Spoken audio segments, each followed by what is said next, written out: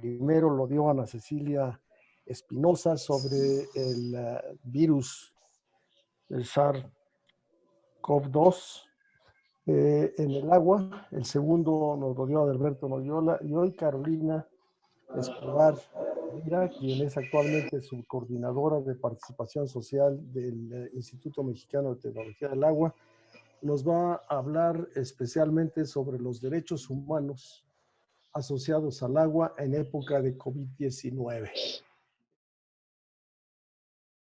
Bien, muchísimas gracias. Buenos días. Bienvenidos todos y todas. Primero agradecer al doctor Fernando González Villarreal por esta invitación que me honra. También a Jorge Arriaga por facilitar todo desde la Red del Agua, todo para que se diera. Y también un agradecimiento al INTA, al Instituto Mexicano de Tecnología del Agua, en cabeza del doctor Adrián Pedroso, por todo el respaldo recibido para estar en este momento acá. Bien, sin más preámbulos, vamos a empezar. La idea de la presentación era introducir el tema de derechos humanos asociados al agua y vincularlo con lo que estamos usando ahora, que es el COVID-19. Bien, el orden va a estar alrededor de 5 temas. El primero es un contexto general acerca de los derechos humanos, porque, bueno, finalmente aquí en la charla hay gente que es experta en el tema, hay gente que está apenas introduciéndose en el mismo, y hay otras personas que tienen algún conocimiento más práctico. Entonces, es un contexto muy general acerca como de los elementos básicos que nos van a permitir construir un lenguaje común en torno al tema. Segundo, los derechos humanos asociados al agua, el escenario actual, el panorama futuro y finalmente la discusión, en donde abriremos a los comentarios y preguntas. Es bien importante mencionar que, bueno, aquí solamente puse algunos de los textos consultados. Es un tema que está tomando una importancia muy grande a nivel internacional, no solamente en Latinoamérica, sino en Europa, por donde ya pasó toda la pandemia, y con este enfoque de derechos humanos que es al que nos ha convocado ahora. Bien, en términos generales, sin pretender hacer un recuento exhaustivo histórico, simplemente mencionar que el tema de los derechos humanos surge en un contexto de guerra, ¿no? De guerra y de posguerra, y esto lo resalté porque es bien importante que lo tengamos presente, al final lo vamos a retomar, frente a un deseo de un mundo más justo, libre y solidario. Esos son como los 3 deseos que impulsan a la consolidación de los primeros derechos humanos y de la firma y de la suscripción por parte de diferentes naciones. Los derechos entonces se definen como parte de la dignidad humana y como la condición mínima o básica que necesitamos para realizarnos como seres humanos. Están protegidos por reglamentación internacional y ya cada país los garantiza a través de sus constituciones nacionales. Tenemos varias características que hacen parte de los derechos humanos, que, como decía, constituyen parte fundamental de la dignidad humana, son universales, no voy a definir cada una de ellas, pero universales, son inalienables, son interdependientes, están interrelacionados entre ellos, indivisibles, son inherentes a la persona humana, es decir, por solamente el hecho de nacer, ya cada persona es titular de esos derechos, son progresivos, es decir, cuando se cumple en cierta medida no podemos ir hacia atrás en el cumplimiento de los mismos, son imprescriptibles, entonces en esta medida no se vencen si no implementamos alguna acción, sino que los tenemos de manera permanente. No podemos renunciar a ellos, a esto se refiere el término de la inalienable, en fin, estas son como algunas características generales. Bien, aquí voy a mencionar solamente 3 momentos específicos que son importantes para el tema que nos convoca hoy. Una es la observación general de la número 15 de la ONU del Comité de Derechos Económicos, Sociales y Culturales, donde se reconoce el derecho al agua. Esto sucede en 2002. En la Constitución Política de los Estados Unidos Mexicanos se reconoce a partir de la reforma de 2012 en el artículo 4 constitucional que afirma, acá pongo solamente un trozo, un extracto de este artículo, que toda persona tiene derecho al acceso, disposición y saneamiento de agua para consumo personal y doméstico en forma suficiente, salubre, aceptable y asequible. Esta es un extracto apenas de este artículo. Y posteriormente, la ONU aprobó la Agenda 2030 para el Desarrollo Sostenible en 2015 y el 1 de enero de 2016 empieza a hacerse efectiva. Y con ella se busca erradicar la pobreza en todas sus formas y dimensiones. ¿Y por qué la menciono? Porque esta nos permite hacer un vínculo directo entre la importancia que tiene el agua como derecho y la relación con la erradicación de la pobreza y en todas sus formas y dimensiones, la pobreza ligada a desigualdad y la pobreza ligada también a otros elementos. Entonces, en este objetivo de desarrollo está, aquí lo puse también completo: acceso universal al agua potable, saneamiento e higiene, reducción de contaminación de los cuerpos de agua, uso eficiente del recurso hídrico, gestión integrada, protección y recuperación de ecosistemas relacionados con el agua, participación de las comunidades. Entonces es muy amplio e introduce y vincula, y por eso lo traigo a colación, vincula el agua con otro tipo de conceptos como, por ejemplo, la protección de los ecosistemas, en donde se reconoce de entrada este vínculo entre protección de agua y protección de la naturaleza, en donde se habla también de participación de las comunidades, pues que es un tema también fundamental. Y bueno, por eso lo quiero mencionar. Como les decía, se trata más de un panorama muy, muy general. Bien. Estos son como los mínimos básicos, los traté de condensar en una sola imagen, los conceptos básicos para trabajar en torno a los derechos humanos. Lo primero, hablo de los deberes. Estos deberes son los deberes de los estados. Cuando los estados suscriben los acuerdos internacionales que mencioné y otros más, se compromete a estas 4 cosas: a respetar los derechos humanos, a protegerlos, y cuando hablamos de proteger estamos diciendo que se compromete o se obliga, es como su deber, proteger a las poblaciones de intereses privados, particulares, de personas naturales o de personas morales que vulneren en algún caso, que pongan en riesgo el cumplimiento de los derechos. Entonces, esos son los deberes del Estado: respetar, proteger, cumplir y garantizar, por supuesto, y promover.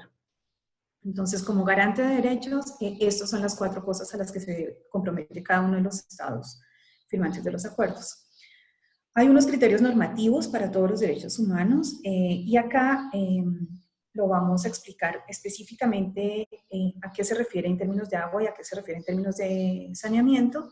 Los criterios son disponibilidad, calidad, aceptabilidad, accesibilidad y asequibilidad, que son los 4, que son los criterios que vamos a estar mencionando de manera permanente a lo largo de esta conversación y de cualquier conversación en torno a derechos humanos. Y principios, que son los principios de aplicación, ¿no? Entonces, el principio de igualdad y no discriminación, es decir, no cabe ningún tipo de discriminación por temas de raza, de sexo, de género, de nacionalidad, de ninguna causa económicos o demás. Responsabilidad y rendición de cuentas, responsabilidad en el ejercicio, responsabilidad en la prestación de los servicios y rendición de cuentas. Esto es importante porque, como vemos, es un principio, no es una opción, no es un valor agregado, sino es un principio a partir del cual se debe brindar o garantizar estos derechos. La sostenibilidad, la participación, el acceso a la información y la transparencia. En cada uno de estos principios podríamos ahondar casi que una charla completa para cada uno. Solamente mencionar que de nuevo, estos son principios, no son opciones, no son dádivas o cosas adicionales que se han inventado, no sé, organizaciones sociales o población en general, sino que son los principios en el ejercicio de los derechos humanos, y por eso es importante siempre tenerlos presentes. Frente a cada uno de ellos hay reglamentación. Hemos escuchado hablar seguramente mucho acerca del derecho de los pueblos al acceso a la información previa, libre e informada, en fin. Entonces, todo esto tiene que ver con el cumplimiento de estos principios. Bien, en el lado derecho de la pantalla ustedes ven una tabla en donde traté de ser como muy esquemática para explicar cada uno de estos criterios en términos de agua y de saneamiento. Cuando hablamos de disponibilidad en agua, hablamos de que sea en cantidad suficiente y que tenga continuidad. Estos son los dos criterios básicos. En saneamiento, es que todos tengamos acceso al saneamiento en cualquier lugar y a cualquier hora. Calidad, en agua se refiere a que sea saludable, potable, que no nos haga, que no tenga ningún daño para la salud. Y en saneamiento, salvaguardas en términos de riesgos y de una eliminación segura. Esto se refiere a que en el traslado, tratamiento, transporte, etcétera, de aguas grises, negras y demás, se tengan las condiciones de seguridad que impidan que haya un contacto con animales o con personas que puedan afectar a ellos mismos y al medio ambiente. Con aceptabilidad nos referimos a criterios más culturales, por tanto también subjetivos en términos colectivos de representación social en cuanto a apariencia, sabor, olor. Y en saneamiento nos referimos a temas de seguridad, limpieza e higiene. Acá me voy a detener un momento en esto de seguridad, tiene que ver también aquí un enfoque de género muy importante de mencionar, y es esta posibilidad que tengan las mujeres en particular, que tengamos las mujeres en particular, de acceder a estos lugares de una manera segura, que el traslado para traer agua o el traslado para acudir a un baño público, demás, no ponga en riesgo nuestra seguridad, ¿no? Nuestra integridad física.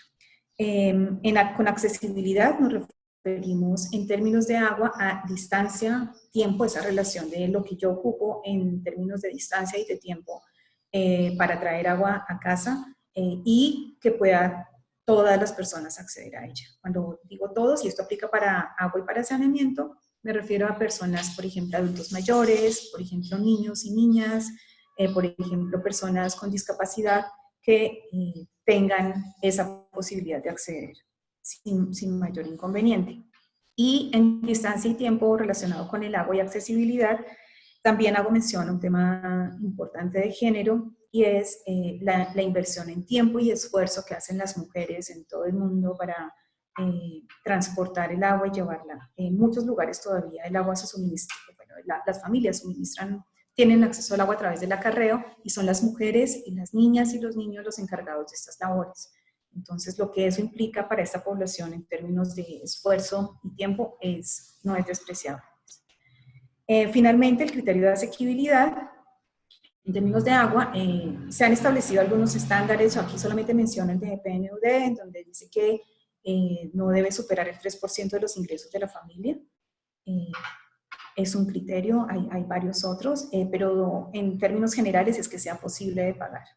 Y en saneamiento, que los costos no deben implicar la privación de otro tipo de cosas, como por ejemplo la educación, la comida, la cultura, etc. Entonces, esto es a manera muy general y muy condensada cuáles son esos criterios de aplicación para el agua y el saneamiento.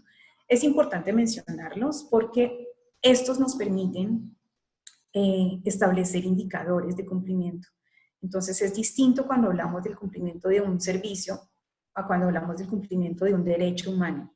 Un derecho humano inherente a la persona, que constituye su dignidad, y que esto es lo que nos va a permitir saber si estamos haciendo cumplimiento de derechos o no. Entonces por eso me pareció importante por lo menos dejar el esquema claro. Bien, los derechos humanos asociados, a veces estamos como metidos, los que trabajamos en temas de agua, como tan metidos en el tema del agua que consideramos que, o perdemos de vista un poco la asociación que tiene con otras esferas de la vida, pero también con otros derechos. Entonces, acá solamente mencionarlos. En 2010, la ONU adopta el derecho al agua y al saneamiento como implícitos en los derechos humanos, y lo vincula con diferentes derechos. Con el derecho a una vivienda digna, con el derecho al más alto nivel posible de salud y con el derecho a la vida. Inicialmente lo vincula con estos tres. Y finalmente se determina los derechos humanos al agua y al saneamiento como fundamentales para la realización de todos los derechos humanos. Entonces es importante este reconocimiento. Y acá menciono solamente algunos, no fui exhaustiva con este inventario de derechos con los que se asocia, menciono algunos: derecho a la vida, a la salud, al medio ambiente sano, a una alimentación adecuada, a un nivel de vida adecuada, acceso a la información, a igualdad y no discriminación, a una vida digna. Y aquí podría mencionar muchos otros: los derechos de las comunidades, por ejemplo, a la autodeterminación, a la decisión respecto a qué hacer con recursos y demás. Entonces, acá solamente menciono algunos de los derechos vinculados y de cómo la invitación es abrir como una nueva generación en términos de evolución del término de derechos humanos al agua y al saneamiento, y hablar más que eso, hablar de los derechos humanos asociados al agua y al saneamiento.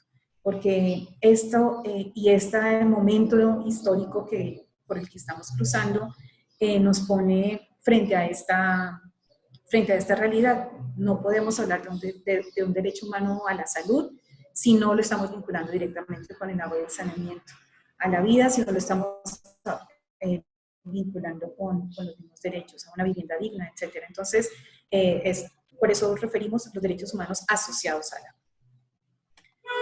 Bien, escenario actual. En este momento, a ver, no quiero ser exhaustiva en la presentación de cifras y demás, no es el objetivo, entonces simplemente unas menciones muy generales. En el mundo todavía hay pérdidas de ingresos, menor educación y problemas de salud asociados al agua y al difícil acceso que se tiene y a la calidad misma del agua. Entonces todavía tenemos en el mundo muertes diarias por falta de agua y por enfermedades asociadas. En México, cifras oficiales de Conagua a 2015, la cobertura nacional, y es importante leer los términos, de la cobertura nacional de agua entubada en la vivienda o predio era del 94%, de los cuales el 97% es a nivel urbano y el 85% a nivel rural. La tabla que ustedes ven a su lado derecho corresponde a información de la Encuesta Nacional de Hogares de INEGI. No son millones de personas, son millones de hogares, para que lo tengamos presente, en donde surge que los hogares que reciben agua son 30.840.000. Los que no reciben son este 6% que está al final, que corresponde a 2.085.208. Diríamos, bueno, 6% es poco, relativamente en términos de recepción del agua, pero son 2 millones de hogares. Estos 2 millones lo podemos multiplicar por 4 personas en promedio, serían 8 millones de personas, es decir, estamos hablando de 8 millones de personas con necesidades básicas, personas que viven como cualquiera de nosotros, y son 8 millones de personas que no tienen agua en su casa. En este momento, en 2020, ¿de cuánto podemos estar hablando? Si las coberturas, si bien incrementan, también incrementa la población. Entonces yo creo que la relación puede estar por ese mismo porcentaje. Y es importante esto, ponerle cara a los derechos, ponerle cara a los porcentajes, que estemos pensando que es un 6% y decimos, pues estamos muy bien. Sí, pero son 2 millones de hogares, ¿no? Entonces es importante. Y acá se muestra simplemente cada cuánto lo reciben. Entonces, las personas los hogares que lo reciben de manera diaria corresponden al 73%, cada tercer día al 14%, 2 veces por semana 6%, una vez por semana el 4% y de vez en cuando 3%. Acá no estamos hablando de cantidades, es simplemente un tema es un dato general. Puede ser que las personas que lo reciben 2 veces por semana, por ejemplo, que es el 6%, lo hagan de manera suficiente y que con esto les permita acumular agua tal para tener disponibilidad durante toda la semana o hasta la siguiente vez que viene. Pero también es posible que no, ¿no? También es posible que que el agua que llega no sea suficiente, que llegue, pero que llegue 5 minutos o que llegue y llegue todo el día. Entonces, estos son datos muy generales, les falta la especificidad, pero es importante para que lo pensemos en términos de los indicadores que acabo de mencionar. Como mencionaba al principio, el criterio en términos de agua, de suficiente agua, es suficiente y de manera continua, ¿no? Entonces, en este caso, aquí la pregunta que dejo en el aire es, ¿qué les parece si estamos cumpliendo en términos como nación, en términos de cumplimiento de derechos humanos o no? Bien.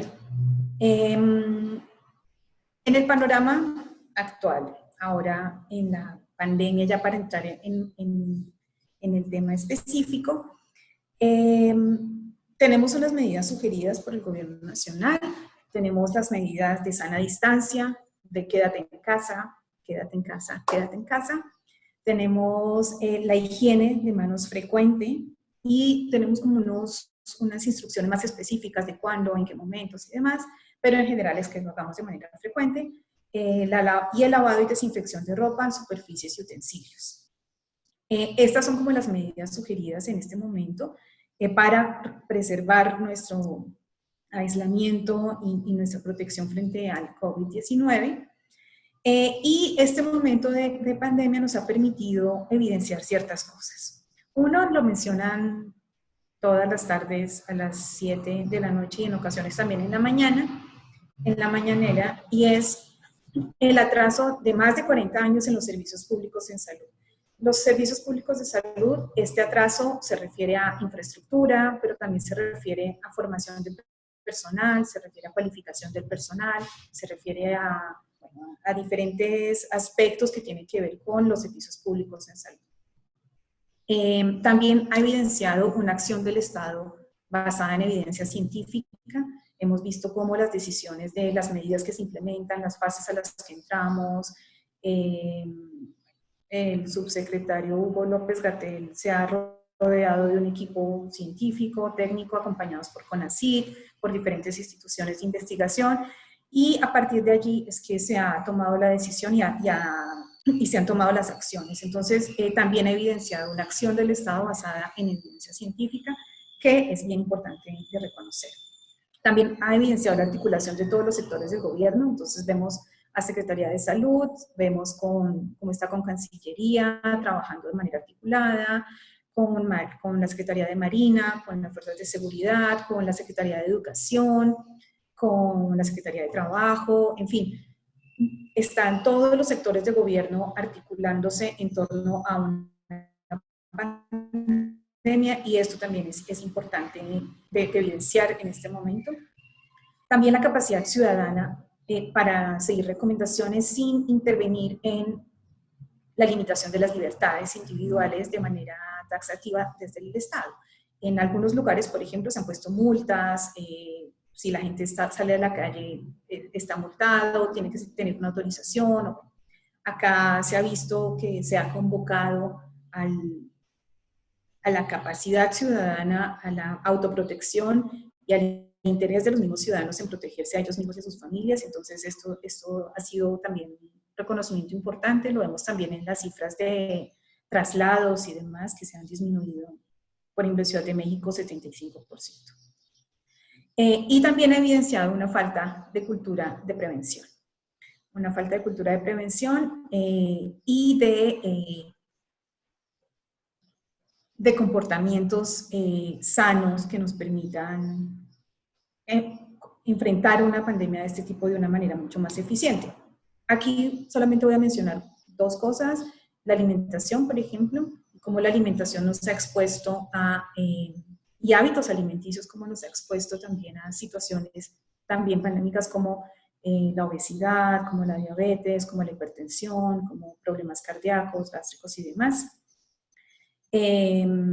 Y otros aspectos que tienen que ver con la prevención, como la falta de hábitos de higiene que nos permitieran decir, bueno, eso es lo que hacemos todos los días o todo el tiempo. Entonces, que también nos permitiría blindarnos frente a otro tipo de enfermedades asociadas también con hábitos de higiene. Bueno, en materia de agua y saneamiento, entonces, ¿qué nos ayuda a evidenciar este momento? Como lo decía el doctor Adrián Pedroso al principio, es que es un momento, si bien de encontrar qué es lo que tenemos que perfeccionar, también es un momento de reconocer qué es lo que estamos haciendo bien y encontrar estos puntos en los que podemos convertir en un impulso, los que tenemos que convertir en una oportunidad para cambiar las cosas. Entonces, lo primero es que el reconocimiento de los derechos, que como vemos desde 2012 lo tenemos ya en la Constitución, pues es importante, pero no es suficiente. Se requiere operacionalizarlos, instrumentarlos, tener los instrumentos jurídicos, académicos y sociales que nos permitan realmente llevarlos a cabo y hacerlos una realidad y cumplirlos de manera progresiva. Lo otro es que la cobertura en infraestructura es distinta al cumplimiento de derechos. Y por eso lo mencioné al principio. Dentro de este esquema que planteaba la posibilidad de generar indicadores, es como hablamos de cobertura en términos, digamos, de tubería instalada. Y podemos decir, una comunidad, por ejemplo, tiene saneamiento porque aquí hay una planta de tratamiento, y entonces la comunidad le ponemos le ponemos la palomita de si tiene saneamiento. Pero si esa planta de tratamiento está fuera de operación, si no tiene la conexión necesaria para tratar las aguas grises o negras que se busca tratar, pues entonces no estamos haciendo cumplimiento de derechos. Estamos hablando de cobertura de infraestructura, pero no estamos hablando de cumplimiento de derechos. Solo para poner un ejemplo.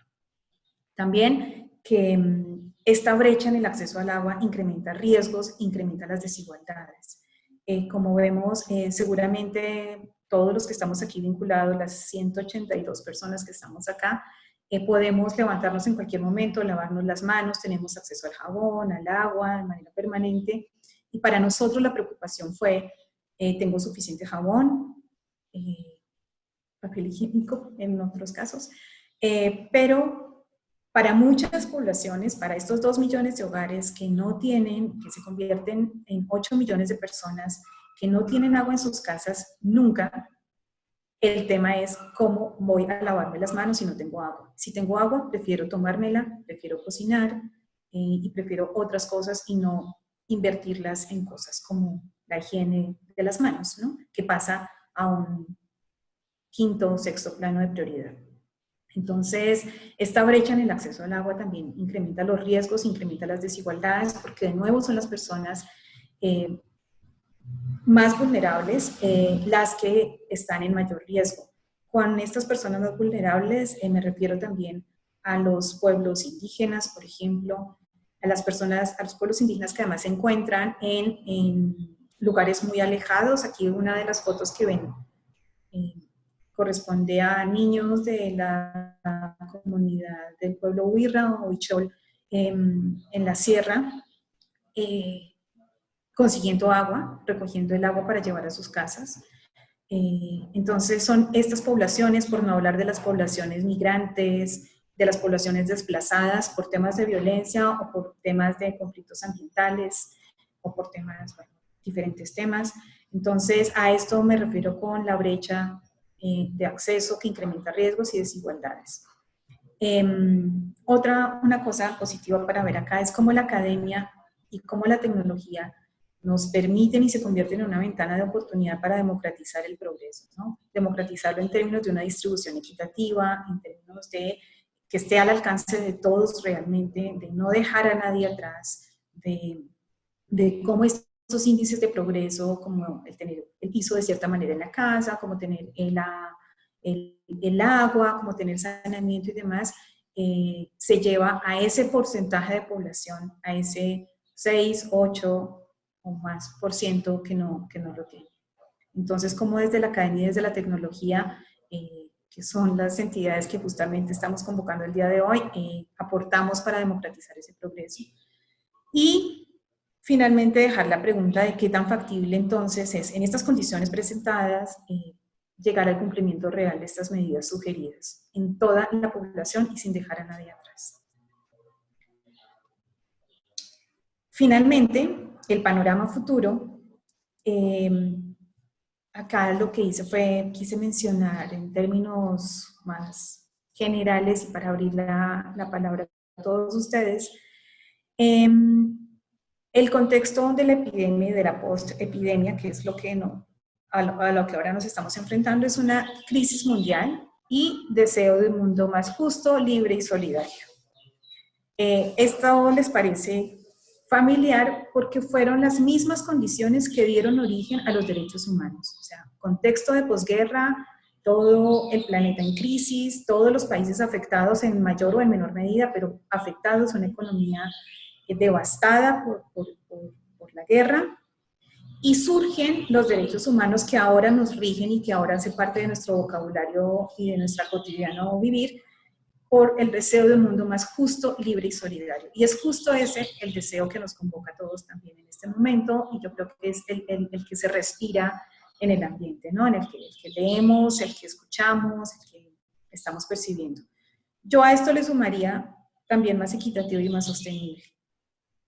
Serían como los dos puntos que le abonaría a este deseo de un mundo nuevo. Y lo otro es la construcción colectiva de una nueva normalidad. Hablamos de cuándo volvemos a la normalidad, cuándo se acaba esto, yo quiero volver a la normalidad y la normalidad, pero realmente esta normalidad que vivíamos fue la que nos llevó a toda esta crisis, y entonces esta de volver a una normalidad no va a ser tanto volver, sino más bien construir una nueva normalidad. Y esa nueva normalidad debe estar basada en principios éticos y con un centro en el bien común. El desarrollo por el desarrollo nos ha llevado a las situaciones que tenemos actuales. No las voy a cuestionar, en muchos casos son muy positivas, tenemos muchas personas en casa nuevamente, pero este desarrollo sin principios éticos y sin un centro en el bien común es lo que nos ha llevado a que las brechas actualmente sean tan grandes, a que las personas no cuenten con lo mínimo básico que garantice su vida. Y nos ha llevado a muchos problemas también en términos de calidad del agua, calidad del ambiente, etc. La inversión entonces en derechos humanos de agua y saneamiento es parte esencial para la prevención y protección de la salud. No podemos pensar en que estamos invirtiendo en promover y prevenir la salud y protegerla si no estamos invirtiendo en agua potable y en saneamiento. Invertir en agua y saneamiento no es solamente invertir en infraestructura. Aquí estoy hablando de fortalecimiento y mejora. Tenemos unos sistemas comunitarios de agua, por ejemplo, que funcionan en toda Latinoamérica de una manera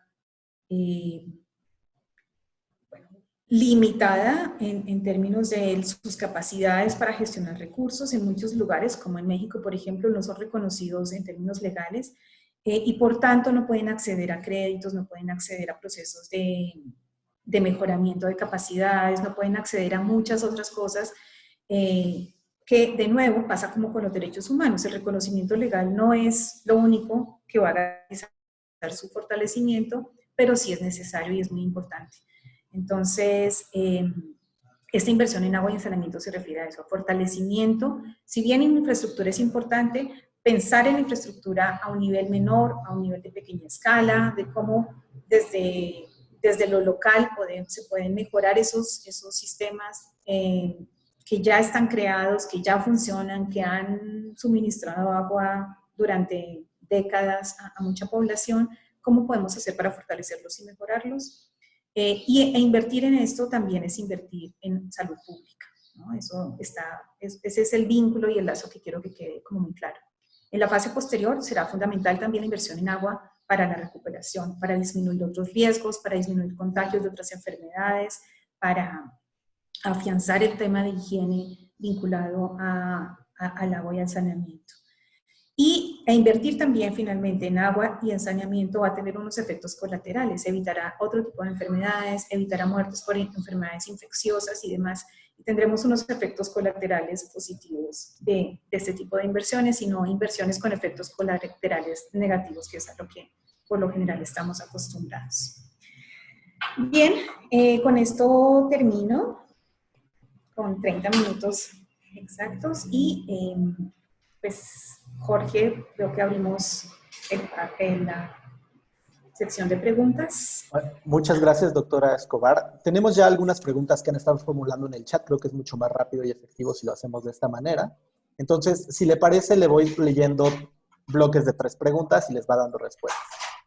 Perfecto. Grace pregunta, ¿ese 6% del Cabló es la población rural que se autoabastece o estamos considerando solo la población urbana?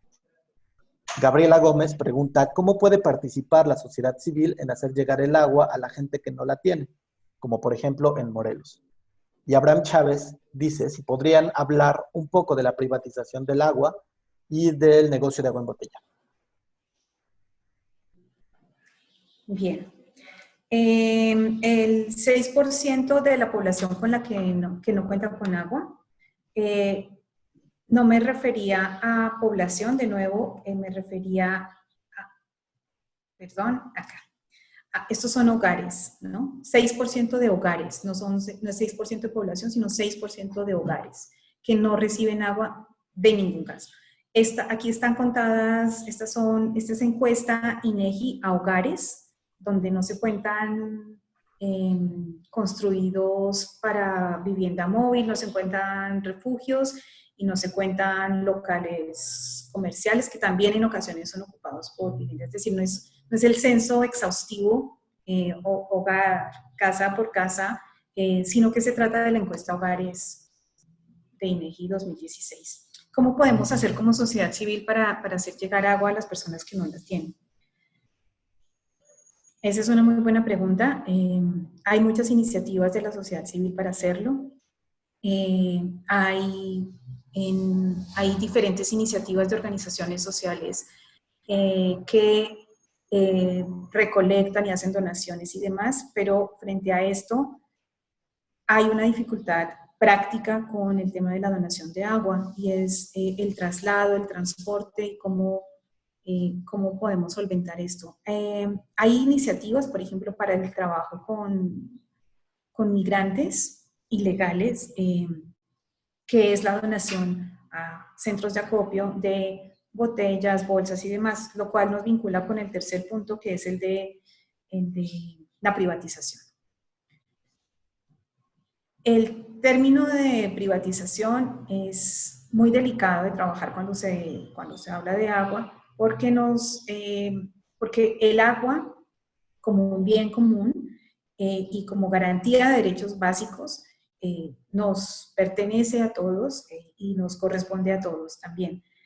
Sin embargo, el llevar el agua a diferentes lugares, a las casas, la prestación del servicio, eso es lo que cuesta dinero y eso es lo que en ocasiones se le entrega a privados para que lo hagan y en ese sentido se habla de la privatización.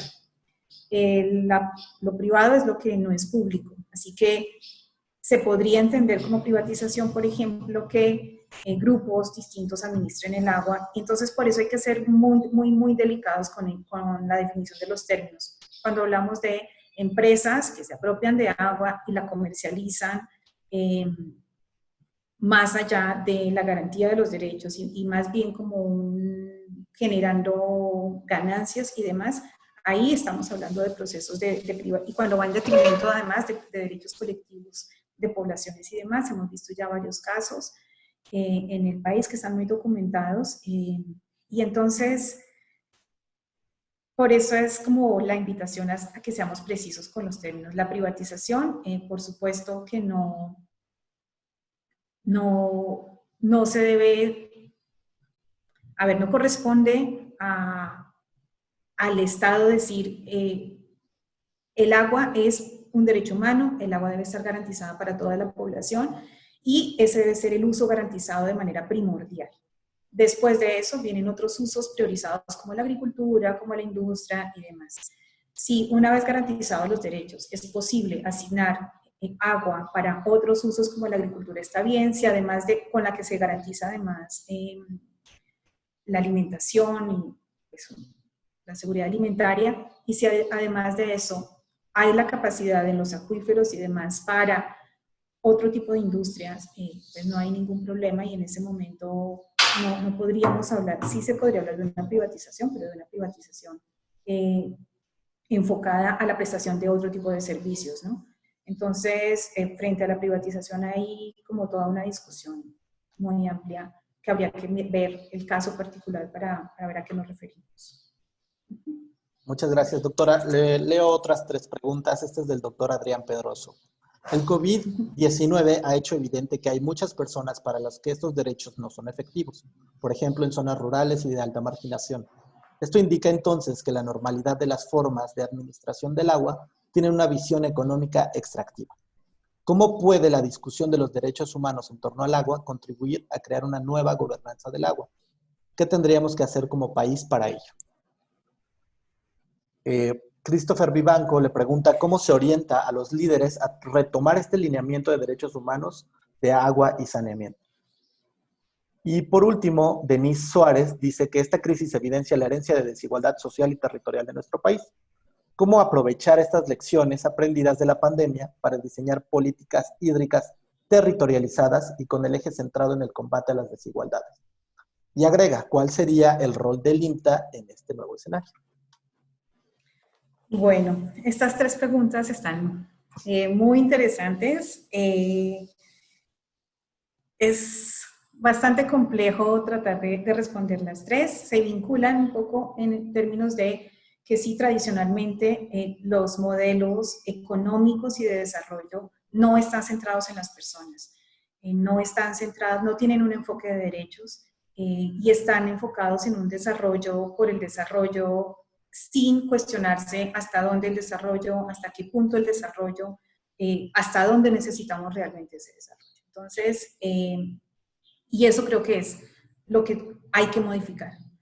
Lo que hay que modificar es empezar a crear un nuevo modelo económico y un nuevo modelo político y de gestión basado en los derechos humanos, basado en el reconocimiento inicial de las brechas tan grandes que hay, en el reconocimiento, por eso yo hablaba de ponerle cara a estos porcentajes, de ponerles carne a estos porcentajes, porque un 6% en un modelo económico nos puede parecer muy poco. Un 6% en un modelo enfocado en derechos humanos es un escándalo. O sea, que en este momento haya 8 millones de mexicanos en todo el territorio nacional sin tener una gota de agua en la casa es un escándalo. Entonces, en eso se basaría este nuevo modelo. Y sería la diferencia entre un modelo económico tradicional y un nuevo modelo económico. Por eso hablaba de un modelo basado en el bien común y con eje en el ejercicio de derechos. Así pasaríamos entonces de reportes que nos hablan de cobertura, de agua entubada, pasaríamos a reportes de cumplimiento de derechos humanos, pasaríamos a un ejercicio de formulación de indicadores de derechos humanos que nos permitan decir, en el país, en términos de derechos humanos, estamos avanzando progresivamente de esta manera. Y tenemos un plan de trabajo tal que nos va a permitir en 5 años, en 6 años, en 10 años, garantizar que el 100% de la población tiene agua cumpliendo todos los criterios en sus casas. Entonces, esa sería como la diferencia. Frente a esto sería interesante también crear como un diálogo mucho más abierto con participación de economistas y con participación de politólogos también que nos den luces al respecto, pero pues hasta ahí abonaría yo. Bueno, perdón, y otra cosa es que cuando estamos hablando de derechos, no podemos hacerlo sin hablar de la ética, ¿no? Y la ética no es algo que se vincula solamente a nivel individual, sino estamos hablando de la ética pública, y la ética del sector público debe retomar los principios éticos reales y filosóficos, no solamente hablar de una simulación, ¿no? Entonces, si yo hago esto, con esto simulo que estoy prestando un servicio, simulo que estoy prestando, porque en un momento de crisis como esta, la simulación se cae y nos enfrenta a crisis reales y nos enfrenta a unos panoramas realmente terribles. Esto lo vemos, por ejemplo, para no entrar con el tema de agua, digamos en el tema de salud. Simulaciones de si se está invirtiendo en salud, pero al momento de la pandemia vemos hospitales que no tienen camas, que no tienen respiradores, vemos hospitales que no tienen agua, vemos hospitales que no tienen energía, entonces, y centros de salud que no lo tienen. Entonces, ahí es cuando la ética pública nos obliga a apropiarla con un enfoque de derechos, por supuesto, nos obliga a apropiarnos de esto, a dejar la simulación y empezar a actuar realmente en beneficio del bien común. Perfecto, doctora. Leo otras tres. Jorge Esparza dice, ¿cómo hacer valer el derecho humano al agua en un contexto donde los organismos operadores no son autosustentables porque no se cobra el agua? Y muy relacionada con esto, preguntan si la aplicación de multas y sanciones contra el desperdicio de agua, así como contra quienes no pagan el uso y goce del recurso, no son medidas viables o eficaces. ¿Cuáles serían entonces las herramientas y las acciones más adecuadas para implementar? Y Bien. Alberto Rojas, perdón, doctora, pregunta algo muy específico. ¿Qué tanto podría ayudar el cumplimiento de los derechos la ratificación del Convenio de Escazú en América Latina y el Caribe? Bueno, respecto al tema de cobro y de no cobro de las tarifas, también hay una gran discusión. En sistemas comunitarios de agua, por ejemplo, tenemos dos modelos, uno en el que se paga con trabajo, se paga con faena, se paga con trabajo colectivo, comunitario, bueno, en cada región se le llama de manera distinta, tequio, bueno. En otras se paga con cuota económica y estas cuotas sirven para mantener la infraestructura, para pagar el servicio de energía vinculado a la extracción del agua a través de las bombas, bueno, y como para pago de gastos así pequeños. Los organismos operadores, hay de todo, hay modelos en todo el país muy distintos y que funcionan también de manera muy variada. Hay organismos operadores que son autosuficientes, que con lo que recaudan a los usuarios de agua pueden mantener las redes, las pueden ampliar, pueden también atender el tema de saneamiento, pueden, es decir, como que cubren todo. Y hay otros organismos operadores que no, que por diferentes motivos no lo hacen. Aquí hay como varias posturas. Una es que hay elementos importantes, el agua es algo de lo que no podemos prescindir, por tanto, como necesidad básica, es algo a lo que la gente siempre acude. Y por eso también se ha convertido para algunos organismos operadores pues en una ventana de negocio, en donde no se presta el servicio, pero sí se cobra, se hacen, por ejemplo, se entregan tomas de agua una toma de agua para toda una urbanización, por ejemplo, y se cobra solamente una, etc. Entonces, sin duda, aquí hay una tarea pendiente por parte de nosotros de todos como ciudadanos y de nosotros también como Estado, de vigilancia y control. Los ciudadanos tienen aquí un papel muy importante en cuanto a su participación, en la vigilancia y en el control de este tipo de organismos operadores. Hay unas reglas de operación básicas que también hay que modificar y actualizar con este nuevo enfoque de derechos.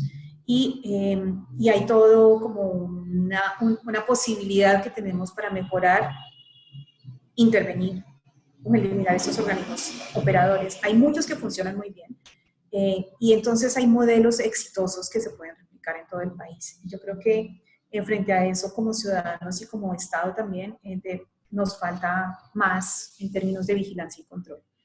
En cuanto a lo de las cuotas, aquí hay posiciones individuales, ¿no?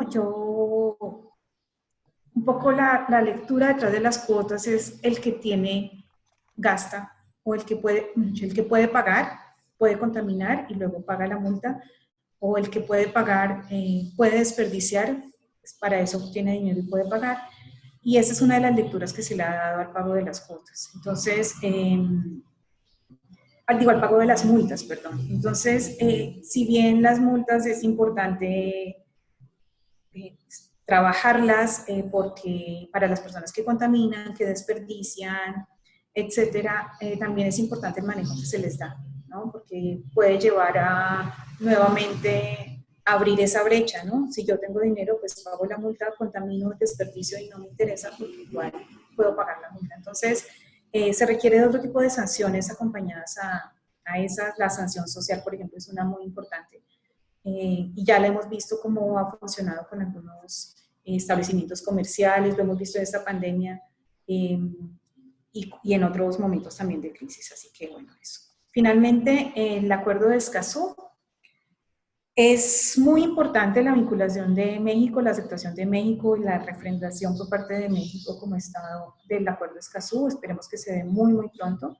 Es un acuerdo que nos va a permitir transparentar la información, acceder a la información de una manera mucho más equitativa, tener acceso a la información nos permite a nosotros como ciudadanos, ya hablando como ciudadanos, a los habitantes de todo el país, tener el acceso a la información, el hacerlo de una manera abierta, tener datos abiertos, y todo esto es muy importante para fortalecer la democracia, para fortalecer la capacidad que tenemos como ciudadanos de estar informados, de estar vigilando la ejecución de nuestros representantes.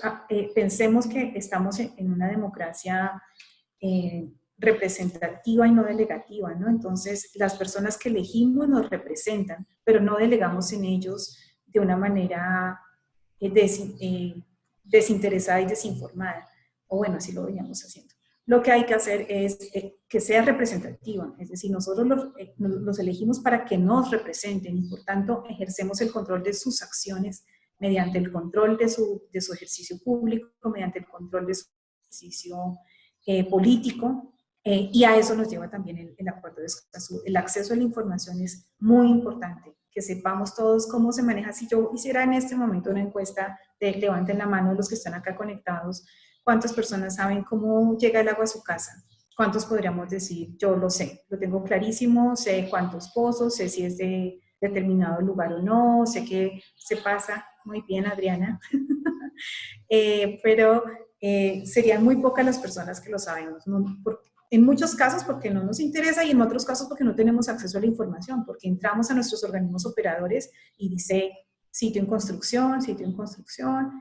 Con eso se simula un poco que sí estamos interesados en dar la información, pero de nuevo no la tenemos. Entonces es muy importante la vinculación al Escazú. Muchísimas gracias, doctora. Se quedaron algunas preguntas que, si usted me lo permite, retomaré y se las enviaré por correo a fin de que podamos dar una breve respuesta en nuestra página. Por cierto, los invitamos entonces a seguirnos en nuestras páginas y nuestras redes sociales.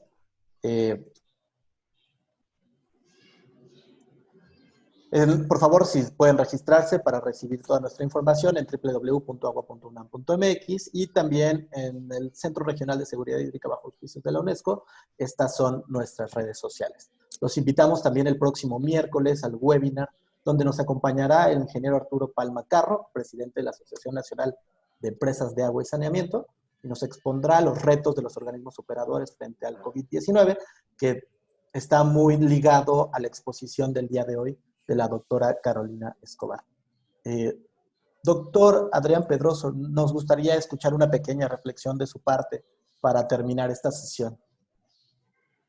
Muy bien, muchas gracias, Jorge, doctor González, doctora Carolina Escobar. Yo creo que, primero que nada, felicitarlos. A mí me da muchísimo gusto ver tanta participación, tantas preguntas, con un sinnúmero de aristas, ¿no? No solamente relacionadas con la exposición, sino se habla incluso de privatización y otras cosas.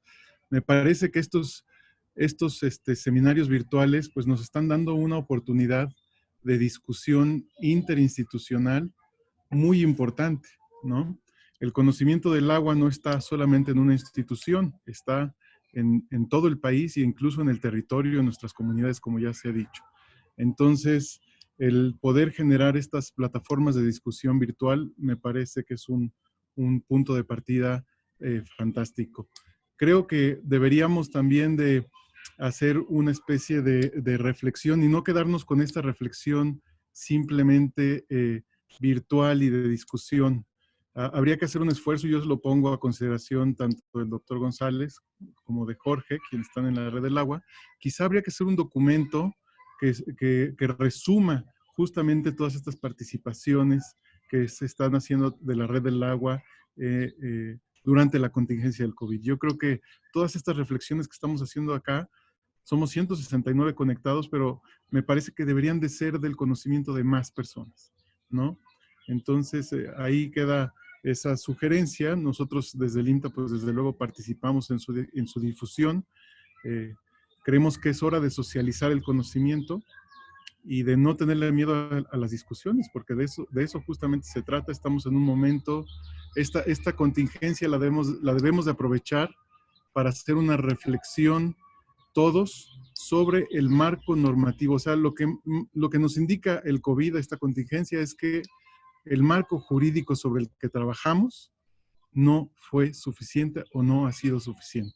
Entonces, ¿qué tenemos que hacer para modificarlo? Cada quien desde nuestro rol, desde nuestra función, para modificarlo y que justamente estos derechos humanos sean una realidad allá en la sierra. Y no hay que irnos a la sierra tampoco, vámonos al oriente de la Ciudad de México y también vamos a encontrar que algunos indicadores no se cumplen. Entonces, porque incluso ¿no? esta problemática del acceso al agua y al saneamiento y a los derechos humanos asociados no es privativo de países en vías de desarrollo, lo vemos también en países en desarrollo.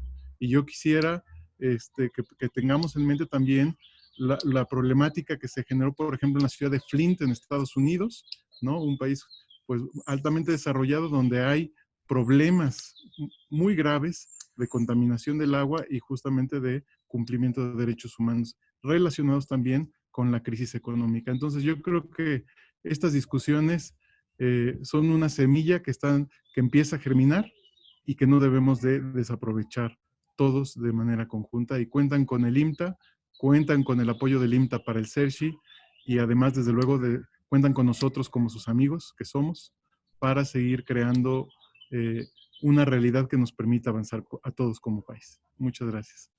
Muchas gracias, doctor Adrián Pedroso. Doctor González, no sé si quiere rápidamente despedirnos.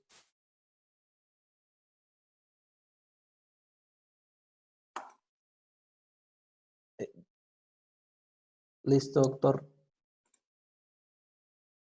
No, sí, ya, listo, doctor González. Solamente agradecerle a Carolina Escobar su excelente plática, la presencia y las palabras de Adrián Pedroso para